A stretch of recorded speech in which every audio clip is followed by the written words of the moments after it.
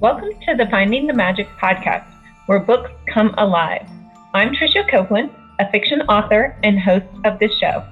If you love books, finding great reads, and hearing about the story behind the story directly from the authors, this is the place for you. Whether you like fantasy, science fiction, dystopian, or romance titles, I think you'll find something to love in my playlist. Listen in to discover something magical about a book or two today.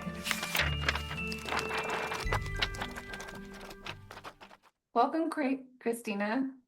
Hi, thank you so much for having me. I'm excited to be here. Well, thank you for being here. Today we have author Kristina Rienzi, and she is a multi-genre author. I'm excited to jump in Jersey Shore thriller novels as well as some applied psychology. Applied psychology sounds really like studious, and I think really does. her newest release is Five Happy Choices, which is much less, it rolls off the tongue a little bit better.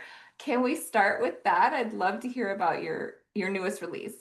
Yeah, absolutely. So it's funny because I was always saying self-help, and then it's really applied psychology because it's using psychological principles and how you can apply them in your life, which is more practical. But you're right, the terminology is like it doesn't slip off the tongue that easily. So yeah, so Five Happy Choices, The Simple Way to a Happier Life was my debut nonfiction book. I also, it comes with a journal. There's a journal for it as well. And it basically grew out of the pandemic and everything people were going through at the time, and just having a hard time, including myself, dealing with isolation, dealing with the lack of social connection, feeling unhappy really in many areas of our lives, trying to deal with this unprecedented time that we went through. And so I dove into, what I do best is a learner, lifelong learner. So I dove into a happiness studies course and really tried to understand what makes people inherently feel good. And that's really what happiness is. It's the science of well-being. And I chose 5 things that I thought were easy enough to implement, things that resonated with me, and I, wanted to share those with people in my book. So it's backed in science, backed in some clinical studies as well, but they're simple, easy to use action steps people can take every day to make good choices, happy choices, to feel good, basically. Yeah, I love that because I'm very studious too, and I always like things that are research-based. And if you condense them to something very easy to do, then you have a win-win, I feel like. Absolutely. Well, Absolutely. congratulations on that release. And I think you have a background in psychology as well, right? Yes, I do. So I have 2 years in a doctoral program. I kind of put that on pause when I had my daughter because it's hard to be a mom to a little one and also go for your PhD. But yeah, I have a history. I've done individual and group therapy in my past, life, and I have a love for psychology. It's something that I use every day in, any work that I do, on the business side, like coaching and leadership. And also it just inherently who I am and what I'm attracted to are things that resonate in terms of how you can change your thinking and make choices and take actions to just have a better life and a life you want. And it's an active sort of they're active decisions that you're making on a regular basis. It's not just like, oh, I'm deciding to be happy and here we go. It's like these are active moment to moment choices of how you can move forward and kind of change your behavior. And they become habits. And I'm big into making something a habit that really will, stick with you. It's a hard thing to do. We all kind of struggle with that in different areas of our lives. But when it comes to feeling good, I think it's important to work on that. So yeah, the psychology base is a big influence, not just in my nonfiction, but in my fiction work. It's something that I think about like every day. I think I about. was gonna say your thrillers probably involve a lot of psychology. Yeah. And how did you get into fiction writing in the beginning? Yeah, so I've always written stories. I've always been a storyteller since from a young age. I liked to write stories, even like, in 5th grade, I wrote a kind of what would be considered horror, which is kind of like disturbing now that I look back. I'm like, oh, that story was kind of scary for 5th grade. But that I've always been attracted to that kind of a story that kind of makes your heart beat fast and is something that helps you to face your fears and really think and kind of twisty. The Twilight Zone has always been an influence on my writing. That old show, which is, before my time, but I've always been attracted to the storytelling. And that's kind of where my influences are in terms of my stories. But yeah, psychology, I like to think about what makes people do what they do, what inherently makes someone good or evil, or make good or evil choices. And a lot of the things I write about dive into that. And so I think a lot about behavior, psychological abnormalities, which is a lot of what I studied when I went to school. I studied abnormal psychology heavily, and then I went into counseling on the other side of it, and clinical. So I've got that kind of mindset of I like to work on the getting you from good to better now, like the positive aspect of it. But a lot of what I learned in school was inherently on the abnormal side, and personality disorders and things like that are really work well in thrillers. Yeah, definitely. That's what we all want to know. How do these people think? Why do they act the way they want do? And how can we get them to the good side, or can we? Can we? Sometimes we can't. And I think the idea behind all of my stories is really, even the happiness book, I really think about it as kind of like a bell curve, right? Like you're starting somewhere, you're going through some obstacles, and then like you come out the other side. And it's the same with a thriller. And any story, all stories are about transformation. If you're writing a nonfiction or fiction, it's about transformation of a character or a person. So either I'm trying to transform a person in my nonfiction or a character in my fiction. And a lot of the, antagonists, I mean, they're not going to change. They may be slightly, maybe, or maybe there's a reason. And I like to look at it like this, like the antagonists I choose for my stories, they're, three-dimensional. They have reasons behind why they do what they do. And some people may agree with those reasons and say, hey, that's not so crazy. It's what you do about it that's the abnormal part. Like not everybody takes action on the way they feel or think. They may be happy when an evil is overturned, but not everybody's going to take that action on that. So, in these books, it's about expressing, all of our inner desires to possibly take action on something that's wrong, whatever it may be, and, have a good outcome in the end, even if we're not inherently changing that bad person or bad thing. We're able to kind of chip away at what's wrong about the world, right? And I think all authors have to deal with antagonists and the bad guy character, or bad girl character, and think about, okay, well, is this person just bad or evil for evil's sake, or do they have a backstory, and what is their backstory? And those are always gray things, right? Like, Yes. so yeah, I think as an author and as a reader, you those topics or those thoughts come up a lot. So Yes. And, I think in real life, because I've worked, in psychology for years prior to writing, I don't, and people may disagree with me on this, I don't believe like any one person is inherently evil from birth. I think things happen, whether it be in your environment or with your biology, that change your brain. And then, yes, you make evil choices, and then you go down a path. And it's not to excuse the behavior, because there's behavior that's absolutely inexcusable and evil. But I think there are reasons. There's always a reason. It may not be a suitable reason for the outcome, but there's always a reason. And I think to get into the head of a villain or an antagonist in a story, you need to understand the reason why they are the way they are. It doesn't justify what they're doing, but it makes it more reality based, because, people who go on to become what we consider evil in society, and the things that they do that are abhorrent, came from somewhere. They were babies once. They were infants. And as an infant, they weren't evil. They were a baby. Something happened. Something changed in their brain chemistry. Something happened in their environment. Something happened, and their personality developed in a way that was abnormal. And that's what a personality disorder issue is. It's an abnormal development of someone's personality. And some people run around as sociopaths and never make a bad choice. They might hurt people in relationships, but they're not doing something that's going to end up on the news. People can be a psychopath and not do something that ends up on the news. There's people who are narcissists that end up on the news, and people that are narcissists that don't. So it isn't necessarily in the brain development and chemistry that makes you, good or bad. It's the behaviors you choose to make, the choices you make. You can have, people run around, and you see this in psychology a lot, and people who work in the field can attest to this, with terrible, terrible thoughts.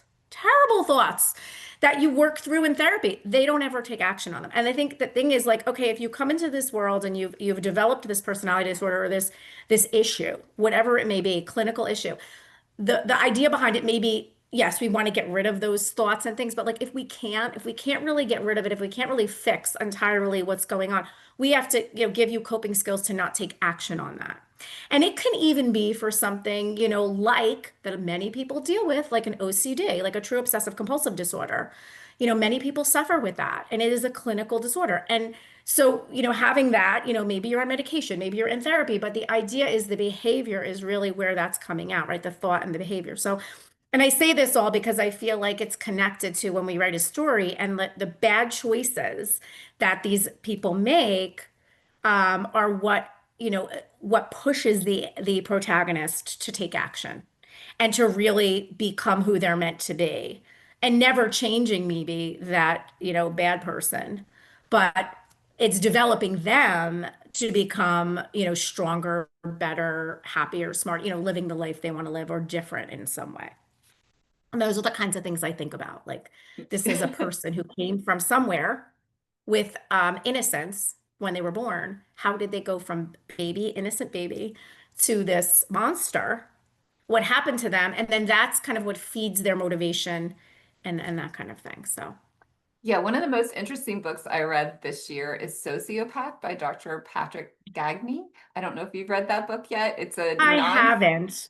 It's a nonfiction, but it reads like a novel, and I believe it. just go read it, because Yeah, absolutely. Yeah. she talks about like growing up knowing she had this personality disorder and not being able, and finally coming to the point where she was able to get help and deal with it, and then become like a researcher on, of her own Yeah. right, and help other people with the same thing. Yes. So a little bit aside, but one of the best I books I've love read that. And this I would year. absolutely love to read that. And there's a lot, you can read the DSM-5 all day long, and I can, do clinical studies and all. And this is a lot of what I did in my doctoral program, because I went for clinical psychology. And it is interesting. It really is. But when you have the regular person out there living a normal life, that is like exactly what you said, is dealing with this, it does make you wonder. There are a lot more people walking, a lot more sociopaths walking around than we think. That doesn't mean that we should be afraid and that they're going to hurt anyone. It's just people struggle. Also, keep in mind, and I like to say this a lot because, people will say, oh, I have anxiety. Well, because you have anxiety, and I do suffer from anxiety as well, it doesn't always mean you have anxiety disorder. It doesn't mean you're clinical. It doesn't mean you need medication. It doesn't, maybe you do, maybe you don't. There's subclinical level things and there's clinical. And I try to think of it this way. Like, we all have physical bodies, right? Some people might have like a blood sugar issue or a heart issue. It doesn't mean you need a heart transplant. Right. But like, we are physical bodies. So things are going to be quirky. Sometimes we're going to get a virus and our body is not going to respond properly. Like, this is like the mental health as well. Mental health isn't perfect. It runs on a continuum. It runs on like a spectrum, so to speak. And then everyday people who are functioning perfectly normal in the world can have a little bit of a few things going on. Some people, I'm sure we all know, you might not have narcissistic personality disorder, but man, do you have narcissistic qualities, and they impact people in your life. And we see that. That doesn't mean you're getting diagnosed. So everybody's got a little something going on, because that's just, you have a brain and you have you have mental health. So I like to focus on that too, like the mental wellness aspect of it. It's like, it's okay. Like, there is a normalcy to it, and that when someone has a mental illness or mental health issues, it's like someone who has a cardiac problem, like they need help. And yeah, I think that normalization is really important for people we all who have it. are struggling. Yeah, it's like, this is a normal part of life as we know it. That absolutely. It's part of your body. It's part of your body. Like, it's, your brain and your body go together. And so you can't expect like, oh, my brain is perfect, but my body's going to age. Like, our brains change too. And things change our brain. One of the biggest things that changes our brain is grief. When you lose someone you love, your brain rewires itself, and everything it knew about the world is changing. So there are things that we go through in life, and all of us will at some point, that will change us too. So yeah, it's just, being aware is half the battle, because you're just like, I'm aware of this. I'm not like you said with that woman in the book Sociopath. I'm aware now. What can I do to feel good and have a happy life? and fit Yeah, into. and she ends up getting married and having a kid. It's very inspiring. It's very Because you're cool. aware. I know now. So now, I realize this is, a lot of times I'll say things and go, I know that this is not rational. And I'll speak it aloud, like, this is what my brain is telling me, but I know it's not rational. And I have to reconcile that. Like, give me a minute to reconcile it. But this is reality. Like, the more aware we are, I think the better we can move through life. And that was a motivation for Happy Choices, because it's like, yes, we know, like, the things people say all the time, choose happiness and all of that. It's irrelevant to say that if you don't know how, and you don't know actually what that means. And being happy and choosing happiness doesn't mean we don't feel sad or mad or angry. It just means that we are going to go through the emotion we need to go through, and we're going to accept, like, I'm in a bad place right now. But we're not going to root ourselves there. We're not going to plant our feet in the ground and not move. We're going to say, okay, now I need to feel good. And what can I do to do that? And I'm going to practice that.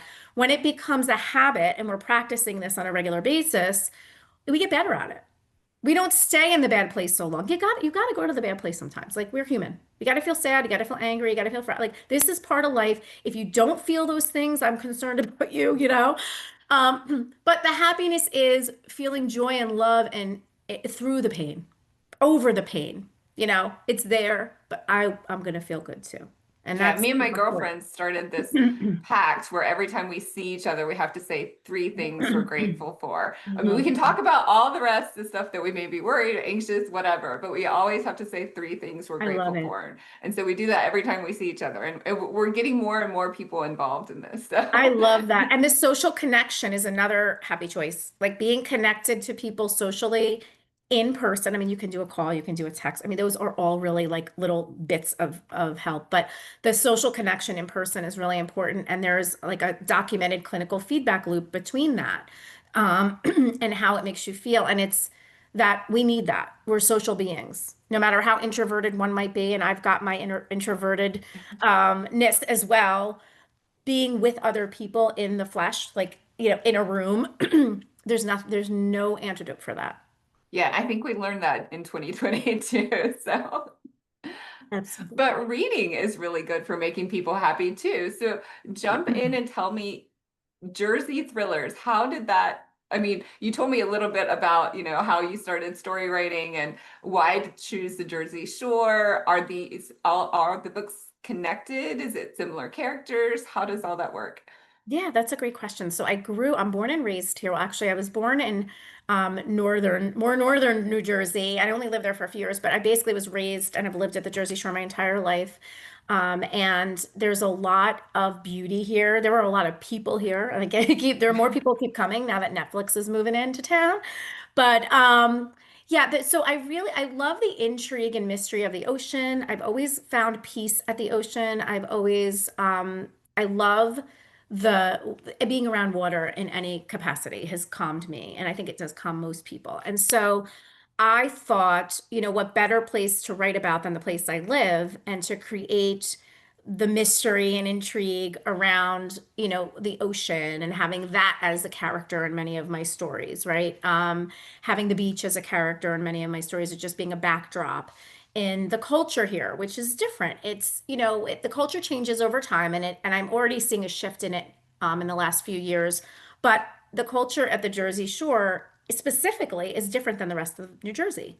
There are different kinds of people that live here, people that like peace, calm. They want the water nearby, the beach nearby. A lot of people grew up going in the ocean like me. I went to the beach every summer, and it's an integral part of my life. When I go out to dinner, for example, with my family, it's like it has to be on the water somewhere, because I'm grateful, going back to the gratitude, to live so close to a giant body of water, and I want to experience it, and I want my daughter to experience it. So I feel like having that kind of beach vibe, and also, as many people as are in New Jersey, I will tell you, a local beach person will say it's like a small town. We have a lot of tiny little towns, beach towns. It is literally like, a bigger version of a Hallmark movie, right? A Hallmark town.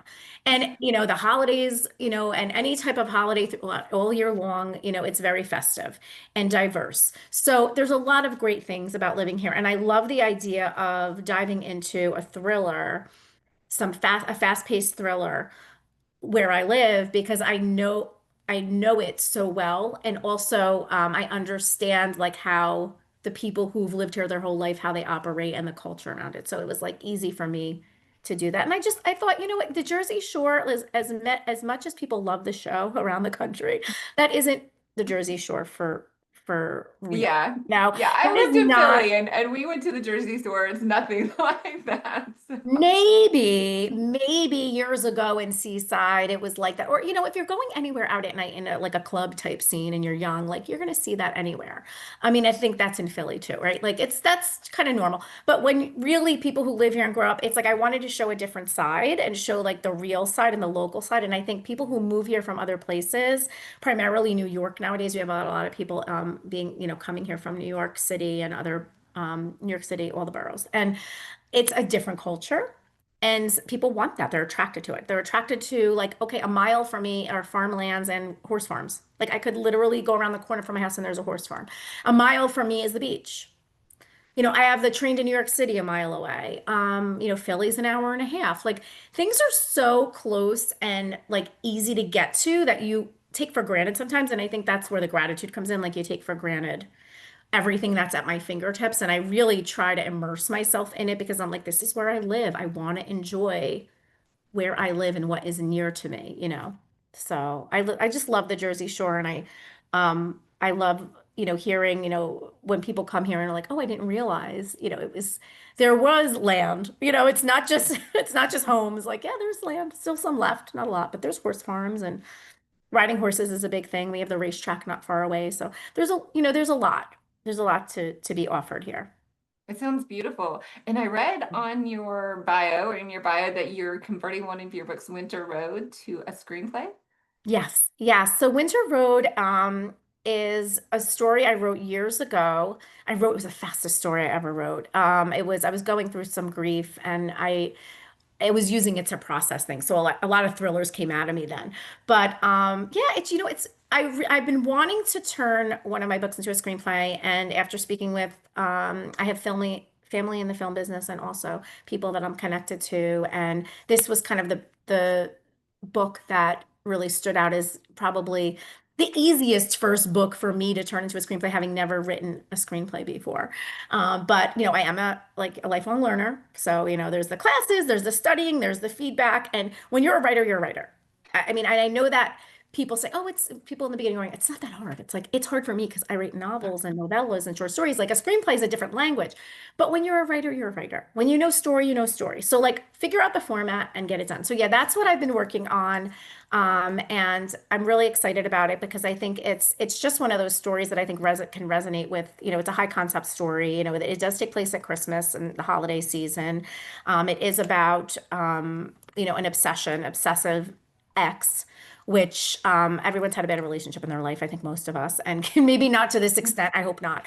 But I think it is kind of about like when secrets. It's about secrets, keeping secrets from your family, and maybe being embarrassed about choices you've made and things like that. So it's really kind of a cat and mouse thriller. And I think it pulls together everything that I love. It pulls together, hometown, family, small town, New Jersey life with thrillers, having a conflict that you're trying to keep under wraps and like, a lot of things nowadays, listen, it's like that in real life, it's like that in Hollywood, and it's smoke and mirrors, right? Like Instagram, love Instagram, but it's not real life. And I think a lot of times in life we put on a facade of like what we want other people to see, and then the realities underneath.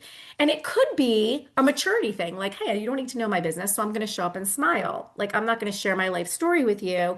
And that's a positive way to look at it. But then there's other times where it's like I have to show my best self. And so there's a little bit of that in there where there's this like, I don't want to share what's really going on, and now I've put my family in danger on Christmas.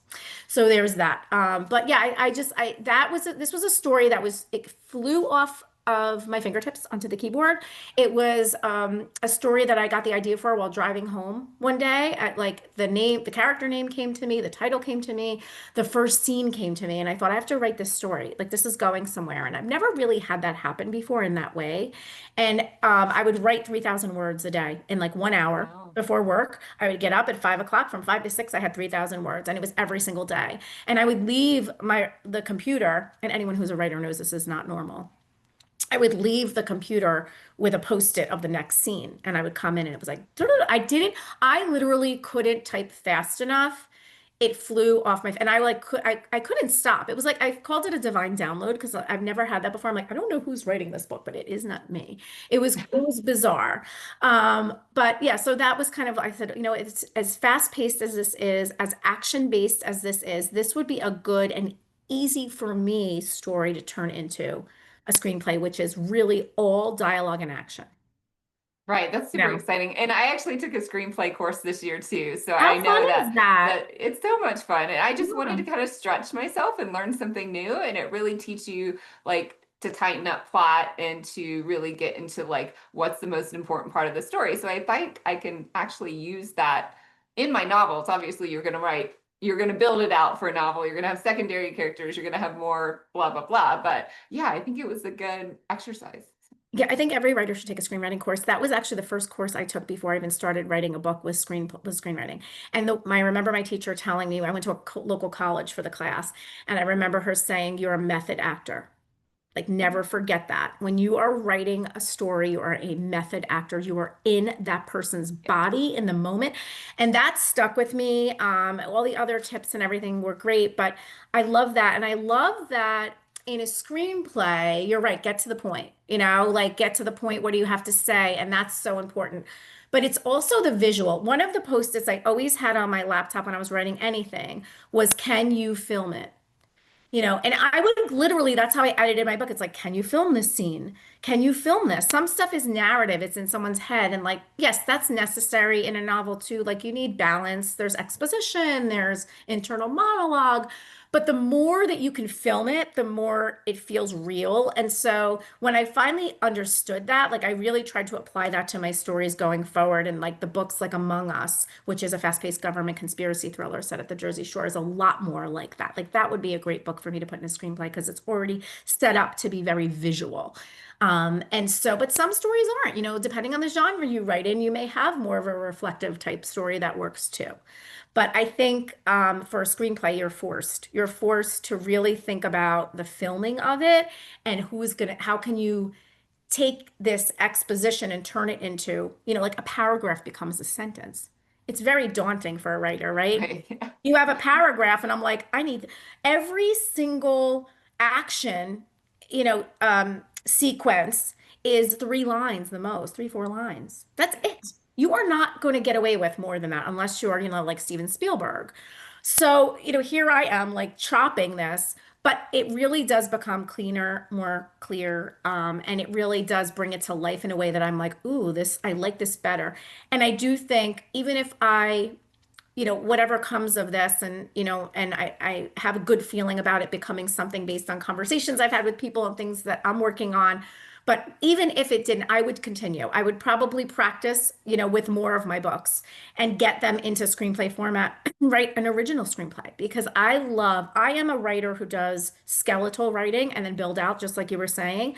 So I think if you could do that, write it like a screenplay and then build it out into a novel, like you've got everything in there because it all has to be in there. In 100 pages, you've got to have the story complete with everything going on and have leeway for actors to come in and do their part. So I love that about it. I use the save the cat method. I've done that with my novels forever. And now they do have a novel writing beat sheet and stuff like that. But I find the plotting piece of it is so helpful for me. Otherwise, I'll be off on a tangent down the wrong road. And I think the plot is half the battle, not just with novels, but absolutely with a screenplay. You need to move it. It's got to move. It can't just sit there. So it's been a great learning experience. And to your point, Trisha, stretching your writing muscles. I think every single writer should take a screenwriting class of some kind. It's so helpful.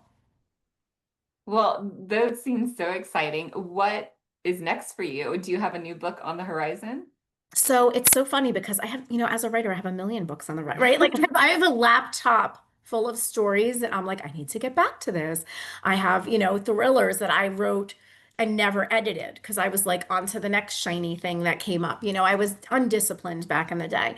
But yeah, so I think that once I get the screenplay has to get done and out, I do think I'm going to convert Among Us into a screenplay as well because I have some opportunities for submission for that as well.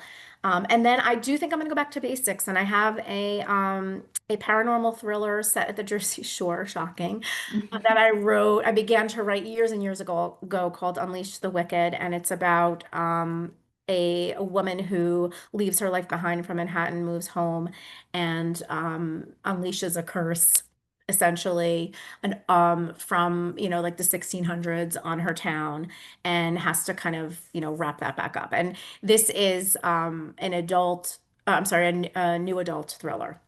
Oh, fun. So I have like that book was done, and then I got called. Among Us kind of pulled me away because at the time that I wrote Among Us, I was submitting it for agents and publishers, and I got a call from Audible through a contact to use it as a launching point for narration for their ACX platform, which is an educational platform for authors to do their audiobooks. And so they chose Among Us, and then we did this whole video series on Among Us to choose a narrator. We found a fabulous narrator, Lewis Arlt, who's like an Emmy award-winning writer, director, and he does audiobook narration as well. And so that was like pulling me away, but I do want to get back. It's like, okay, let me get my like current goals checked off, and then let me go back because I have different eyes now at the things I wrote, and I want to look at it from that perspective. But I will say the screenwriting is so much fun, and I feel like it's like a natural thing for me compared to even writing a novel. That was a lot of the work and hard for me. I had to teach myself how to elongate things in a way that wasn't boring, or that you weren't like just having exposition. Like I go from short story to novel is a big jump. But yeah, I love the screenwriting. I think I'm gonna continue down that path and submit. There's tons of, you don't realize as an author, you don't need to have like a movie deal, attached to your book. I mean, you might have interest, but you don't to be submitting it and actually getting looked at. There's tons of contests. There's places you can, submit online for people to, look at your work. So it's a viable option. Hollywood is looking for new screenwriters all the time. I know that's not the answer, the feeling we typically get. We go, oh, well, this one, I'm not Steven Spielberg, I'm not going to get a movie. That's not true. That is not true. And also, if you have books and your books have done well, converting them is great. And I think absolutely, you can hire somebody, and if somebody like wants to turn your book into a movie, they're going to give you a screenwriter. But we're writers. Like, we can do this. We can do this. We did the novel, we can do the screenplay. So I encourage everybody to give it a try. It's fun. Yeah, I really enjoyed the process. So that's very cool. Yeah. Kristina, this has been an amazing conversation. We got so much out of it. Tell everyone where we can find you and your books. Absolutely. Thank you so much, Trisha. It's been so much fun. Yeah, so my home on the web is KristinaRienzi.com. It's my website. That's where everything is about me, about my books, my newsletter, everything's there. And then social media wise, I hang out on Instagram, at Kristina Rienzi. That's where I am. And I post inspirational things, stuff about my work, and I love to connect with people. So, if you see anything you like, shoot me a message, email me. I'm always open. I really do love connecting with others. Well, thank you so much, Kristina. I've super enjoyed this. We will put all your links in the description, and I hope you'll come back next time you have a new book. Absolutely. Thank you so much. Happy to be here. Bye. Bye-bye. I hope you enjoyed this episode of the Finding the Magic podcast. I'm your host, author and podcaster Trisha Copeland, and I love getting behind the scenes. If you like the podcast, make sure to subscribe and stop in each week to discover new authors and books. Thanks for listening, and until next time, keep finding the magic.